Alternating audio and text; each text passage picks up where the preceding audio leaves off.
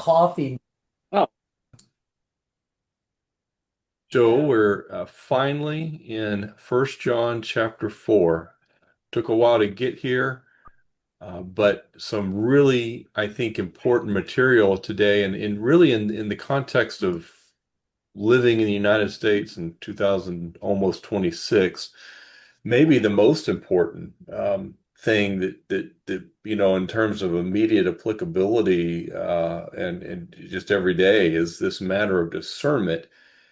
John has alluded to the false teachers in the background before, and he's gone out of his way to build a very rigid dichotomy between two worlds, in a sense. The truth that is grounded in the character of God and the work of Jesus, the redemptive work, and then the world system. And we talked some about it a while back, but what John does frequently in this book is he leaves something behind, then comes back to it.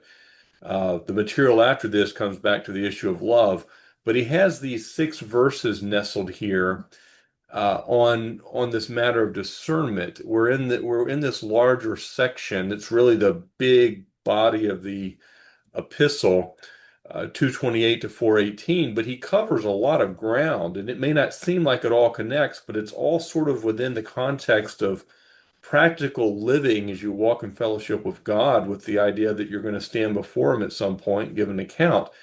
And certainly we shouldn't really be surprised that discernment, it's letter E, we're in like the fifth subunit of thought under this larger heading, and it's discerning between the spirit of truth and the spirit of error. Those are actual phrases he uses, spirit of truth and spirit of error. I think if the American church were to receive a progress report from God grading their ability and their past effort at doing this, and certainly in the last 100 years, um, they would at best generously get like a low D. And it's even worse today. So we'll think about some of those things, but I do want to deal with what John says is the answer. So that's important for us too. We need to set context because we have a modern American church, and I don't speak of that in the sense that it's every church or every person. I don't mean that at all. But we have a widespread epidemic, if you will, of churches that have given up on the Word of God. They won't say it that way. They like to read parts of it, but they choose what they believe, and they don't like any of it that doesn't match the current worldly culture. And so that's where churches are. And then, of course, outside of church, they are the world culture. Our world is saturated in secularism with a hedonistic mindset, right? Everything is about what I can do to find personal pleasure. And numerous philosophies, they may seem all different. They typically are rooted in the same underlying assumptions, but we have all kinds of philosophies from materialistic naturalism to Marxism that are prevailing in our culture. Hate and indoctrination are the currency of the day. Now, this isn't the word you're hearing. You're hearing it described the way someone would describe it to deceive others. So they don't say we're selling, peddling hate. They say we're loving. They don't say we're indoctrinating. They say we're teaching. But that's, it's not what's happening. Uh, the currency of our culture is also labels. So it's not important about so much about what the substance is of what's being said is the label assigned to it. And so one of the popular labels is being tolerant, right? That kind of thing. But they're not tolerant either. So it's always, Satan is always means 180 degrees the opposite of what he says, basically. And this hate and indoctrination is the currency of the day under the branding of tolerance and fact checkers. And we've seen this play out as, we've seen assassinations happen, and we've seen not only that maybe some people on the fringe might celebrate those assassinations, the fact is that it's widely celebrated. It's seen as righteous. It was the right thing to do. And I mean, that's who we are. We don't really want to admit it. And I'm again not broad brushing everybody, but this is the kind of thing we're seeing in our culture. And to make it worse, church history shows us the world's ideas can easily become entrenched among Christians. If you've not done it, you do good to study some church history. It's a big, let me say, there's a lot of experts on church history on social media. Reading one book or spending a few minutes on a Wikipedia page doesn't cut it. But everybody has to start somewhere, and I would say it's a worthy thing to begin studying some church history because you will see the number of times that ideas from outside the church were brought in to the church. It's very alarming, and that still happens today. That's the whole point of all this I'm saying. The world isn't acting in an unexpected way. The challenge for us is that churches are imbibing. They're drinking from the same well, and they're bringing in these ideas, and that's happened for a long time. We've talked, at least some before. You can study the history of Augustine and some of the pagan ideas he brought into Christianity.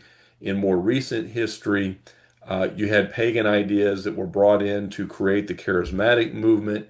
If that surprises you to hear things like that, I mean, I promise you, there's lots of well-made, well done history books with original sources that will trace that out for you. But it's just happened repeatedly, and it's happening today. Today, what we're bringing in the world's ideas about sexuality and so forth. So sometimes outsiders bring it in, sometimes insiders show their true colors, as the Antichrist that John's going to talk about did in his day. And Christians, frankly, have been easy marks in recent years because they don't know enough Bible to have discernment.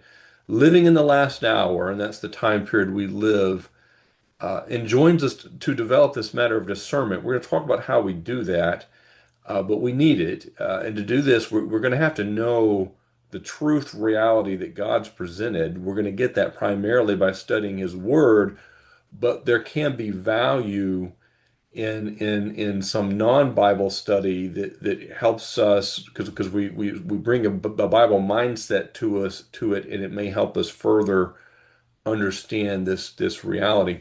And it's imperative that we be learners, right? Paul says to renew your mind. So the idea is that we have to be prepared to be wrong about some things and maybe even to admit that we took in something we thought was Bible, but it wasn't. It was just something from the world that other Christians, perhaps sincerely, took in and taught to us or whatever.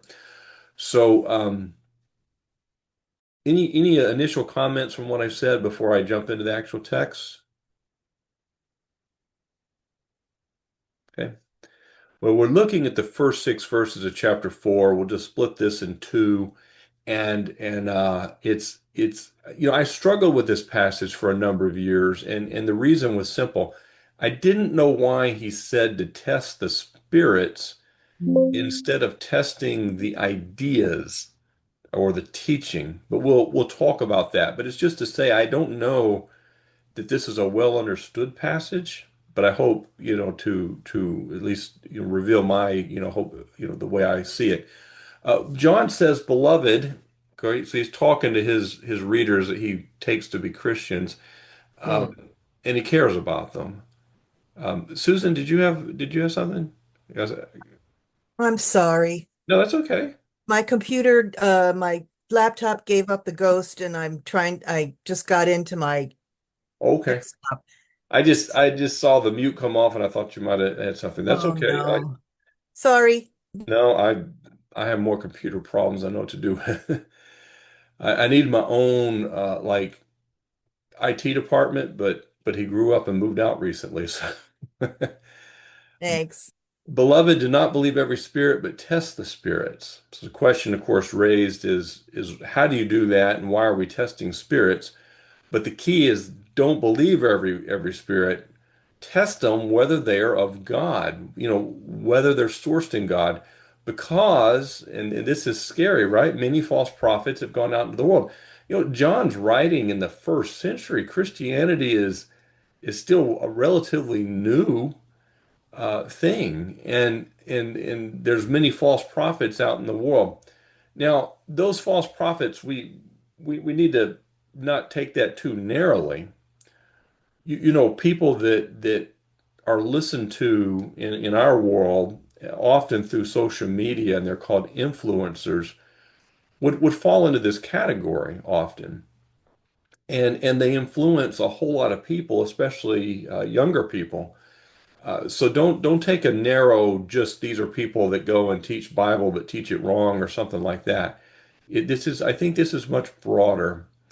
Although he has in mind some specific people that were a part of, they were sort of pretending to be in the club for a while and then got mad at John and left. And he says, by this you'll know the Spirit of God. Every spirit that confesses that Jesus Christ has come in the flesh is of God. Every spirit that does not confess that Jesus Christ has come in the flesh is not of God. I mean, for him, this is pretty simple and it's very binary. It's one or the other, no gray area. Now we need to think some more about this because there's a specific group of false prophets that he has in mind. But that said, like he's pretty blunt and pretty simple. Like if they won't say this, they're not a God. Okay. And he says, and this is the spirit, the ones that don't confess that Jesus Christ has come in the flesh. He says it's the spirit. The word spirit's in italics here, by the way. It's implied. It's not the Greek text leaves out the word. It has the word the and leaves out the spirit, which is okay. You can do that of the Antichrist. Okay, this is the spirit of the Antichrist, which you have heard was coming and is now already in the world. Now this is scary. Um, he has mentioned these guys before. There's an antichrist to come that we know about in Bible verses that talk about someone in the future. Daniel talks about it. Revelation talks about it. Paul seems to call him. He talks about his epistles. He's the son of perdition, things like that. But what John is saying is the spirit of that one to come is already active in the world of the first century. And if that's the case, it's active in the world today. This is a profound statement. Someone who's written on this fairly extensively is an old professor of mine named J.B. Hickson, and he's got a series of books that are sort of built on this idea, but looking at our current culture. They're worth the read. I'm not saying that I would be in alignment with him on every one of the issues he's raised, but the fact is, um, we could make a mistake of seeing the devil behind every corner, but the more common mistake we see is that we don't see the devil hardly at all, or we don't see him at all. We underestimate the extent to which Satan is um, working in the world, deceiving the world, and that's what John's trying to emphasize to these people. This antichrist they know about that's going to come at some point in the future, that the spirit of that antichrist is already at work in the world today, and that has implications mainly that you better listen to what you're hearing and exercise discernment. So let's start unpacking this a little bit, and then we'll pause for some questions, and then we'll at some point try to think about in very practical terms, what do we do? Okay, what do we do with this? Spirit is a Greek noun, like pneuma, like we get. We usually don't hear the piece that sound, but we talk about pneumatic. Spirit this word can also have the sense of the wind, and so in modern day we have like pneumatic tools that drive on air and that sort of thing. But here it's used to mean spirit, and it can have a wide range of meanings because and I'll have some of this in the next slide, but right, we have a spirit within us. The other New Testament epistles talk about the spirit we have within ourselves, but there's also supernatural spirits. So we need to think a little about the spirit thing. It can have a wide range of meanings, but we're helped here because he makes a warning about the false prophets. He says, "Test the spirits." Why? because there's a lot of false prophets out there in the world. And that's giving us an indication of what this testing is about and the manner in which we test the spirits. So I'm just focusing on the first verse here on this slide for a minute to expand this out a little bit. John is interested in the source of what's being taught. So instead of saying, um, you know, take what they say and compare it to scripture, which in a sense is what he's getting after, but he doesn't say it exactly that way. He says you need to test the source of what you're hearing. And so he says, test every spirit. Every person has an immaterial aspect of their person, and we might call our spirit. And I listed a couple of verses here, but there's a lot of verses that talk about that. If you look at a lexicon definition, spirit is the source and seat of insight, feeling, and will, generally as a representative part of human inner life. So it's a part of who we are. We have a material body, we have an immaterial aspect that we call our spirit. But there are also evil spirit beings out there, and and sometimes they're demons, and there may be some evil spirit beings that might be labeled a different way, especially as we start opening certain Old Testament passages. There is an unseen realm, and there are evil spiritual beings like Satan that are not they're not our friend. Okay, they're out to get us. So how do they do that? Well, they're going to do it with ideas, and maybe other things, but ideas. So John's test here is whether the teaching is sourced in the Spirit of God or some other spirit, and he's a bit vague about it, except that in the third verse he says the spirit of the Antichrist is already at work. But I think the spirit of the Antichrist can work through people, and it can work through supernatural beings like what we might call demons. And so it could be either one, but the point is it sourced in the Spirit of God? In other words, the Holy Spirit, who has inspired the scripture we read, superintended the writing of the New Testament and in the Old as well. Peter would write that those prophets of old were sort of carried along as the Spirit led them to say and write the things that they said and wrote. In Ezekiel chapter 13 that this group studied quite a while back, but you had a whole chapter about false prophets, and it's interesting how the prophet, echoing God's words, of course, described false prophets. They prophesy out of their own heart. In other words, it's sourced in their own spirit. He even says they follow their own spirit, but they've seen nothing. So this is what he's getting at about the source. Paul would say in 1 Timothy 4:1 that you may hear false teaching that comes from seducing spirits and doctrines of devils. So saying something very similar to what John's getting at. So he tells us to test the source, which kind of makes sense because if the ultimate source of the teaching is the spirit of the Antichrist, why would we want to have anything to do with it? And so now looking at verse 2, he helps us to understand this a little better. Verse 2 is sort of his in 2 and 3, his test, if you will. He says, by this you know the Spirit of God. In other words, by this you know that the teaching you're hearing is coming or sourced in the Spirit of God. Every spirit that confesses that Jesus Christ has come in the flesh is of God. Now, to confess is to, in a simple words, to come into agreement or say the same thing as somebody. Homologeo, the lexical definition, to concede that to concede that something's factual or true. So, what they're confessing or conceding is true is that Jesus Christ, and we know that word Christ is the Greek for essentially a Messiah, has come in the flesh.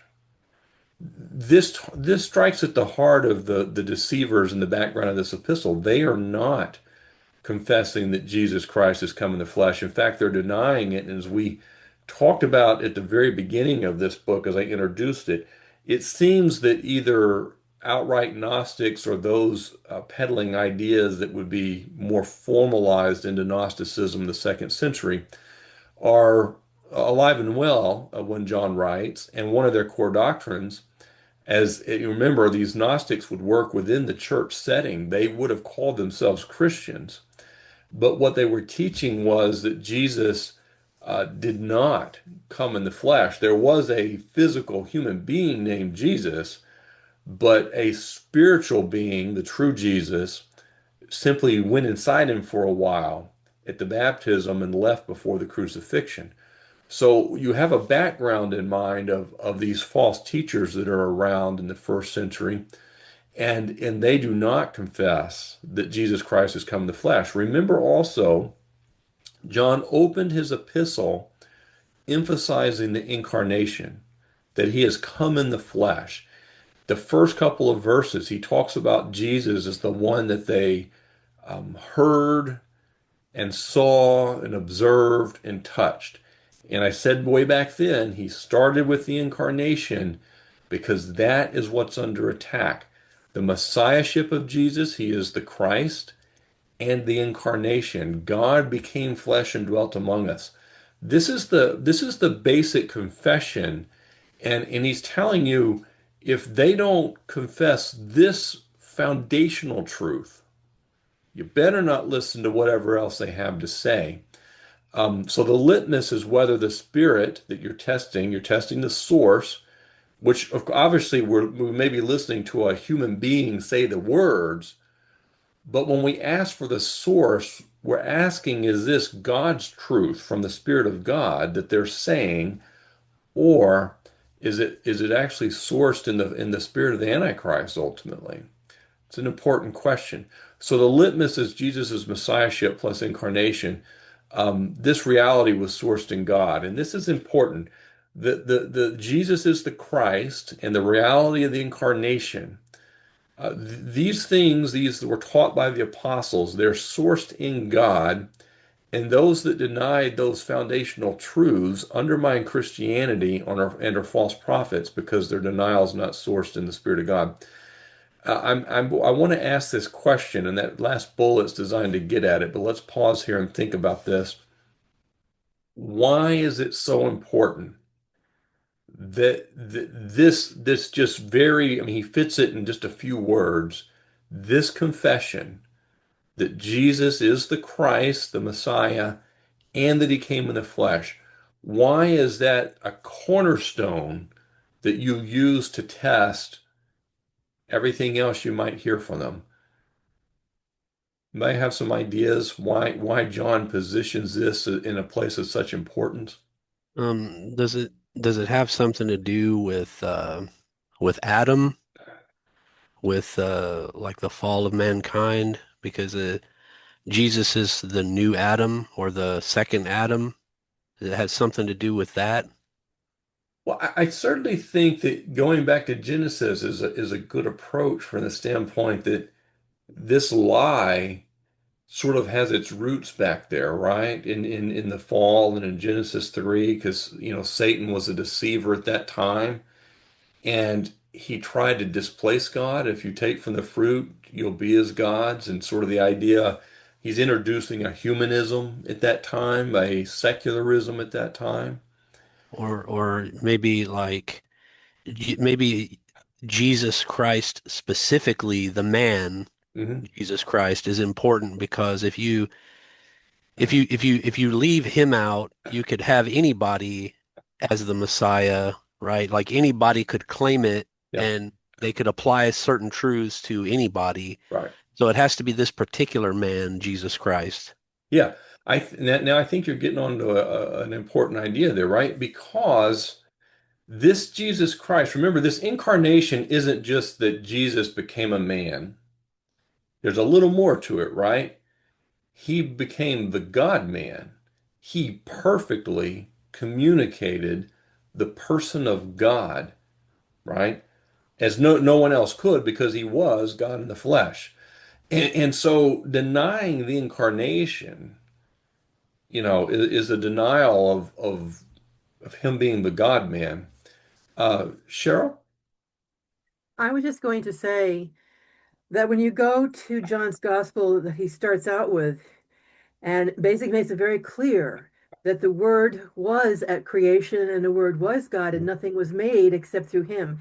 So, to my way of thinking, this is foundational. This is the beginning. This is the basis of every single thing that comes out of the gospel. And if you don't believe this, then it kind of negates just about every core principle of salvation. So it's foundational. You, I you start there. I think you've hit the nail on the head. I think that's the issue. I want to suggest, and this is what exactly what Cheryl was saying. I'm going to say it a little differently, just to think about it in a visual way. You've heard the saying about if you grab the horns, you get the whole bull kind of thing. You've heard the illustration of the iceberg. Most of it submerged under the water. You see a little bit of it coming out the top of the water. And the point is, you do get the whole thing. Um, our world is accepting all kinds of ideas. They typically are conclusions that have a lot of stuff behind them, the bull, if you will, the rest of the iceberg. And when you accept the conclusion, um, on the hot button so-called social or political issues of the day, you accept by implication the reasoning that gets you there. And if you're asked to defend this conclusion you've accepted, even if you had never thought about the reasoning, you'll start falling back on that. You'll find the world's reasoning to get to there, and you'll have to use it to defend it. It's this idea, and by the same token, to deny this foundational truth is at least by implication to deny those things that come out of it. Carol? Unless you believe that God is only man and not God, that would make him with sin, because every man sins Hmm. and only God is without sin. So, Yeah. Right. And if Jesus Christ was that way, if he was, as the Gnostics taught, just a man, the true spiritual Jesus, or whatever you want to call him, um, the Gnostics taught was just a spirit that inhabited Jesus for a while and left. So you're left with a crucifixion of a mere human, and no real bodily resurrection, by the way, right? And if just another sinful human being died on the cross at Calvary, then he saved nobody. Dan? Yeah, it seems like in these three verses here that John seems to be putting special emphasis on the humanity of Christ, and the deity of him is sort of assumed here. But it seems like, and unless I'm off base here, it seems like today it's almost the opposite, right? It seems like people today don't so much have a problem with him being a man as they do about him being a god, like the God man. Yeah. Well, that's right. And the reason is because Gnosticism is alive and well. And I went to a bookstore. This has been just a couple of years ago, but it was a Barnes and Noble, and I was in their little religious section, which is a horrid place to select books from. There's virtually, other than the fact they sell some Bibles, there's virtually nothing redeeming there. But lo and behold, there were books about Gnosticism, and I don't mean historical monographs about Gnosticism from the second century. Those kind of books are actually somewhat hard to find. They're out there, but they're scholarly books, they're expensive, and they're hard to find.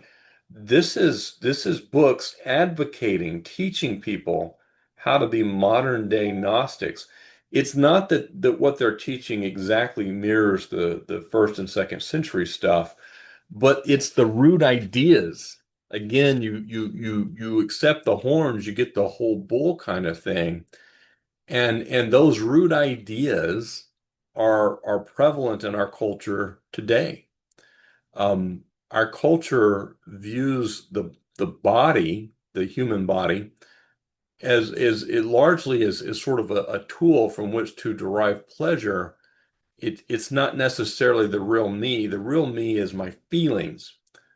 And my feelings might tell me that my body is not the body I was supposed to have. A great, the evolutionary mechanism made an error or something like that.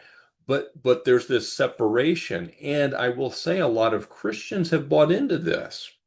They view the real person, because the spirit is sort of the seat of our intellect and so forth.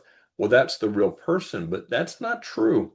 God created us human beings as a physical and spiritual being at the same time. It's not one or the other. The real us isn't the body, and the real us isn't the spirit. It's this united human being that God has made that has a material and immaterial aspect, and they're in union. And our future is not to be an angel, as so many Hollywood shows have promoted. I guess people like the idea of having wings on their back, and our future is not being a disembodied spirit just floating around the ether up there. Our future is a kingdom that will last forever, that Christ will rule in. He will be physically present, and he and us will both be humans in the sense in which God originally made the human race, body and spirit. And that's anyway, that's important. And it's if you start digging down to the root behind a lot of the ideas we're hearing in our culture today, they would not accept that the body is seen differently, and it's not the real me. And that's once you accept that your body, your physical body, is not the real you, then you understand why it makes perfect sense that you would do things to alter the body to match the real you. Hope I'm making some sense there. There's an excellent work, an excellent scholarly piece by Nancy Pearcey, a book. I advocate reading all of her stuff, but her book, Love Thy Body, talks extensively and from a very scholarly point of view, citing studies, etc., about what I just said. Um, so this reality here is sourced in God and those that deny these foundational truths, and it's getting. I think Cheryl said it well. It's foundational, and everything sort of hangs on this. You can disagree about the timing of the rapture and things like that, and in fact, there's a lot of things we can disagree about. But John is getting down to the root. And I will hear a lot of times people say, well, we need agreement on the fundamentals. I agree with that. But if we go to scripture, John's saying we need agreement on this.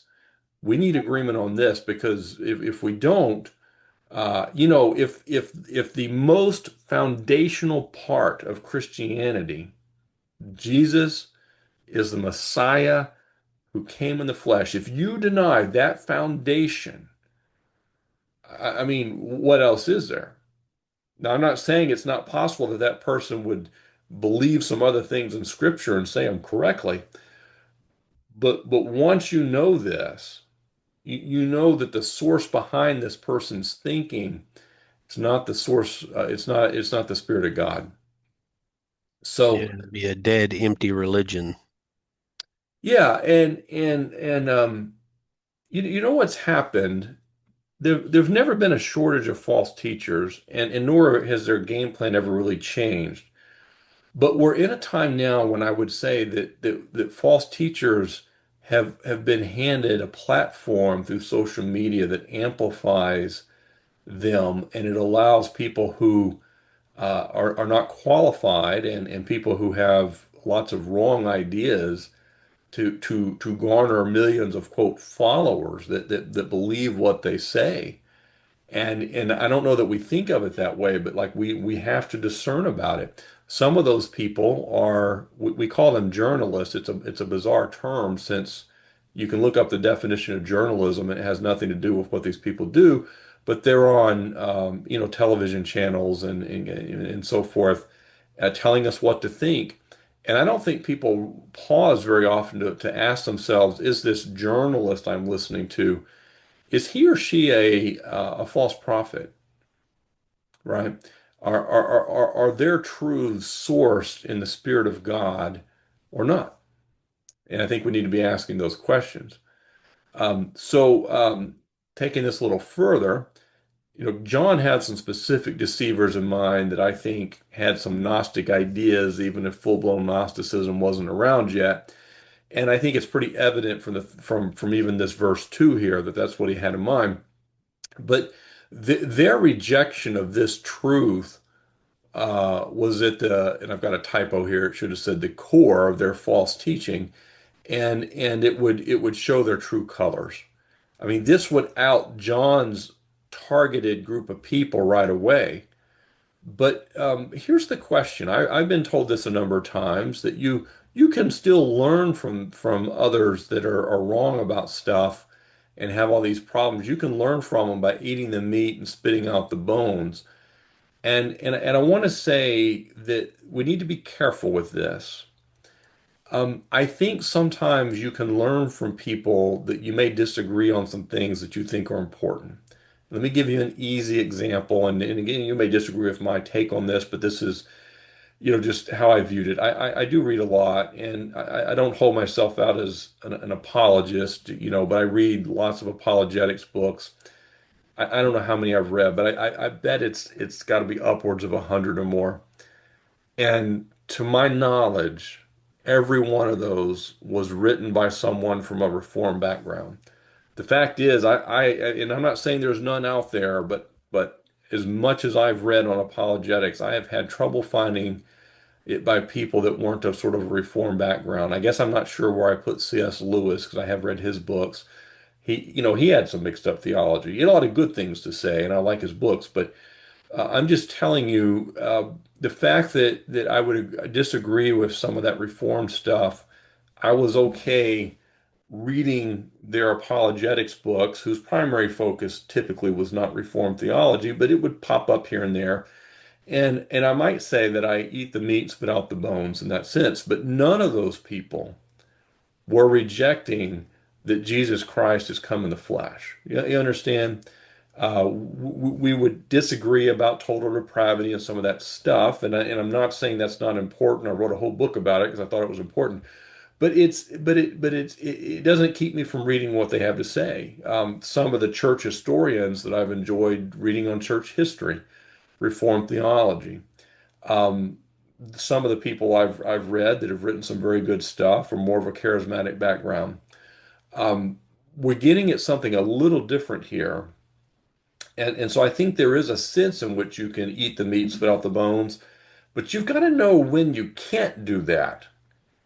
When the cake is poisoned, you can't eat around it. And so when you have people that are denying foundational core elements of Christianity without which you really don't have Christianity, then you've got a real problem. And there's a lot of people saying, no, no, it's okay. The reason they're saying it's okay to read this stuff, which is in direct contradiction to what John's telling us to flush it down the toilet. Don't listen to it. But the reason they're saying it is because we live in a pluralistic culture, and our churches too frequently and our pulpits too frequently are pluralistic, and they don't want to say that anybody's wrong. I mean, we have to. I'm kind of in a unique, because I'm down in the Bible Belt, I guess, in Texas, and in my county, there's a number of churches. We don't all believe the same thing, but we're Bible believing churches. Okay, there's a lot of places where that's hard to find, and yet they have these churches, and they outright deny the truth of Scripture. They deny it's inspired. They'll pick a few things they like, probably should be good if we didn't steal stuff, be good if we didn't, commit adultery. But they keep what they want. And we have to recognize that there's a widespread teachings and stuff, and we may need to read it for a scholarly purpose so we can go out there and warn people about it, but we need to be very careful. Cheryl? I wanted to make a comment. It's related to this, but probably not exactly on point. We And chase that has rabbits all the time. It's a good that thing. this has to do with worship music. Yeah. I was worship leader for my church for many years. I have always been a very big proponent of worship. I love music and I love worshiping. And I am really very dismayed by the number of things I see online where, because a certain denomination has maybe they're Bible believing, they're basic Bible believing, and they believe the things that they're supposed to believe. But again, if they have, let's say they have one of their worship leaders who gets a little sidetracked, gets into trouble. All of a sudden, the music is demonized, and you can't listen to that. You can't listen to the music for this denomination. You can't listen. And I listen to the music, and I see this. I see the Holy Spirit in it. I see biblical truth in it, and it just really makes me angry because you know, you can look at a song and say, well, you know, that's really lightweight and there's really nothing really biblical about it. That's fine. I can go with that. But when I hear a song, for instance, I would talk about some of the things that came out of Hillsong. Mhm. Some of their songs are absolutely foundational. They're beautiful and they're fantastic worship. But then because the church got into trouble, so now everything is demonized. And so anyway, that's just my rant. And as I said, I love worship music and Yeah. I listen to the melody and I listen to what the words tell me. And if I see biblical truth in them, then I don't care what that person may have done at some point in his life. I care that the Spirit can still speak through these people. That's it. That's all. Yeah. No, that's an important point. I'm glad you raised it. I've thought a lot about that, and I'll tell you why. Um, we and you see it in music a lot. Frankly, my old pastor used to tell me the hardest thing to do is to hire a music pastor. There are a lot of people out there with unsound theology that are very talented in music, and it's what leads to some of this that we've seen. But let me give a more recent, fairly recent example to illustrate. And I think you're right about sort of your reaction to what you're seeing. Um, there was an apologist for one of the leading apologists from the standpoint of people knowing who he was and so forth, named Ravi Zacharias. I've read a number of his books. I probably didn't start reading them until close to when he passed away. It came out after he passed away, some things about sexual sin that he was involved in. And my take on it is that we'll call it the church with a capital C, if that's a real thing, um, passed judgment and basically canceled him. Following the lead of the world's culture, canceled him. And so you don't hear Ravi being talked about, generally speaking, in a positive way or his books. And so what you're left with is a man who perhaps destroyed his legacy, and yet I've read a number of his books. They're not only sound, they're some of the best out there at apologetics. He had a gift for speaking to people in large audiences that were mixed audiences with people that are antagonistic to the gospel, and he did so with a graciousness, but also delivering the truth in a powerful and intelligent way. And he's been canceled. Okay. And when he was canceled, his books were canceled. And that's what we've seen with and I agree, like the Hillsong has some great songs. Uh, some of the people tied up with that have bad theology, have done bad things. Um, that doesn't that doesn't mean I have to cancel the song. When Ravi Zacharias sort of fell from grace, if and I'm using that not in a biblical way, he came under the Christian cancel culture, which really shouldn't exist in the way that it does. And people won't read his books and like they would still benefit from his books. In my own life, the mentor that was the most influential for me, who passed in 2015, had the same thing happen. I found among Christians, after an issue of sexual sin became public that I was shocked by, but nevertheless, it was true, and he had done the things he was accused of doing, and he lost everything ministry wise. And I'm not saying that's not correct because um, he disqualified himself to be a pastor of a church. I understand that. But his ministry was canceled. People I know that knew him for years don't want to talk about him. Uh, they wouldn't give a plug for a book he wrote. I mean, it's kind of weird. And so I would be careful about those things. And it's a little bit of a rabbit maybe from where we're at. Be careful about canceling people and be careful about being the best at never forgiving because that's kind of what's happened. And I know there could be a different view of that, but Ravi Zacharias's sexual sin that came out doesn't mean that some of the things he said in his books couldn't continue to help people or that they're it doesn't make them bad. It doesn't, it taints his legacy, I guess I would say. It I doesn't think people, necessarily taint his entire ministry or the fruit of that ministry. I think people don't know what to do with it.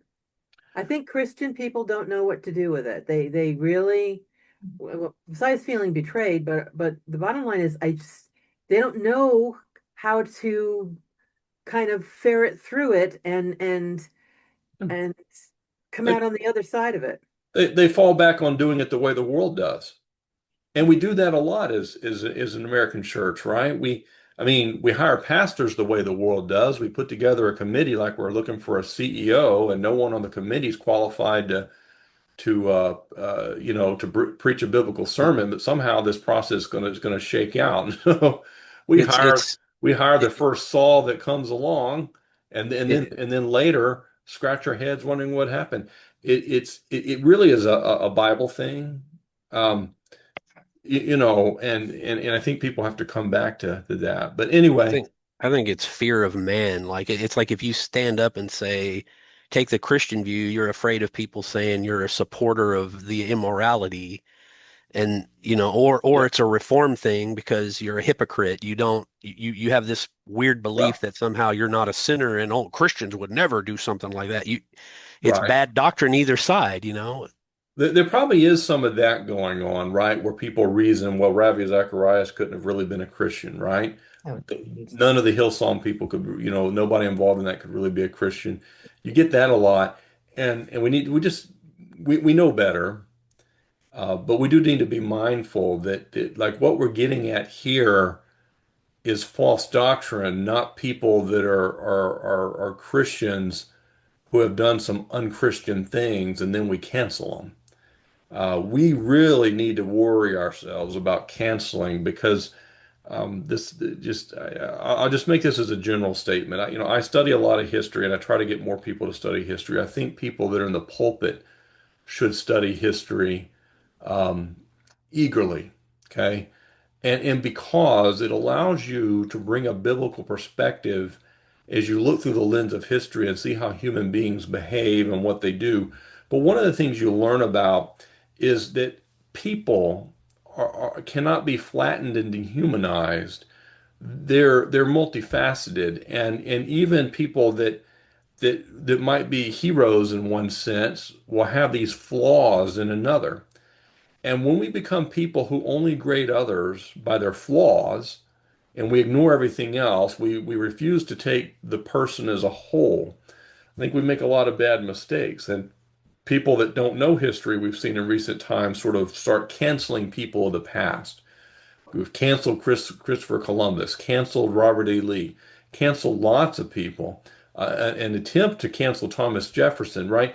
And I understand why, and I understand the negative parts that the people wanted to focus on, but there's a lot more there. And then, but we do sort of see that in our church culture, I think. Judd? It's me. Okay. Um, yeah, I think this is a great study because I also, there's people that Judd and I were the only white people in an all African American church around here. And it was like such a learning experience. We had friends of ours. He was in the army, Blaine for you guys that know him. He's a pastor now, and he would say that the culture was, he lived in Africa, and he would say the culture in the church we were going to was more different than in the deepest, darkest Africa. Well, anyways, the girls that sung in there, they were like to me like Whitney Houston and Aretha Franklin, and I miss the music like crazy. And I wish that I could get the worship music somehow. I can't seem to find it online or anything. But there were different pastors that they would play along with the guy that was teaching every week, and one of them was Voddie Bachman. And I absolutely, even though I have a real, there's so many people that are Calvinists and not free grace, but he was so fantastic on teaching about race. And Yeah. his things about race were so great. I've even played some of them in our Bible study. He was just fantastic. But it is where it's saying about the poisonous, but can't we learn from false prophets by eating the meat and spitting out the bones? I think that when people, and Voodie, I think, is a Calvinist, Yes. and go ahead. What did you just say, Oh, I just, Hudson? he definitely is. He's deceased now, but he died Yeah. this year.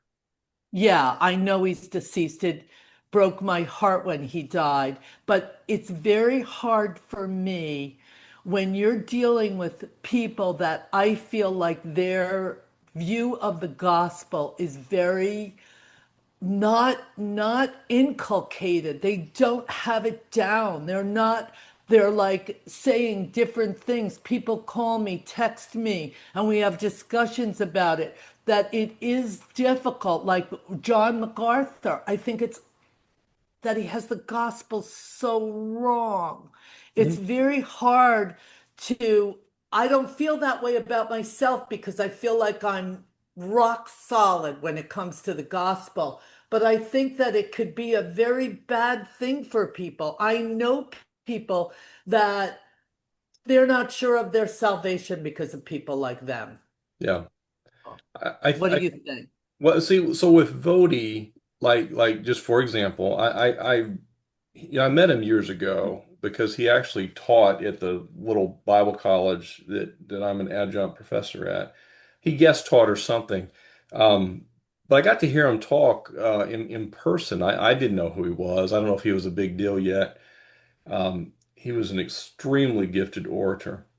No doubt about it. I read his one of his apologetics books recently. There were some others. Um, I didn't think it was a great book, but his Reformed theology comes up repeatedly. But it is an example where now I'm reading it from, I hope, a little more mature perspective where I can read it. I'm not going to be thrown off by some of the Reformed stuff, and I could get something valuable from the book.